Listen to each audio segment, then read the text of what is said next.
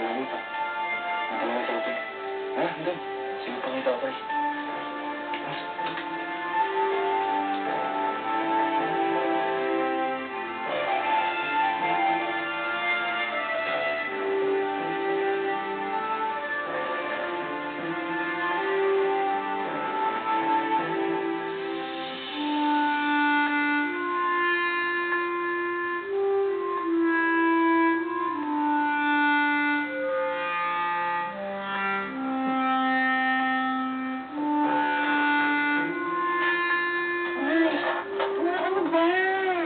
Sabi tawagin inay eh, mama.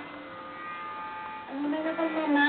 Bakit ba? Eh, akin na nga yun. At saka may pakisara yung kurtina. Nakikita niyo ba, natutulog pa ako eh. Natutulog ka?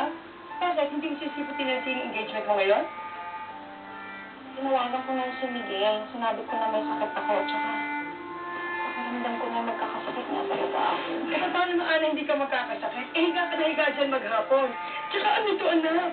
Makain ka ng tsokolate. Gusto mo ba tumaba? Hindi. Hindi.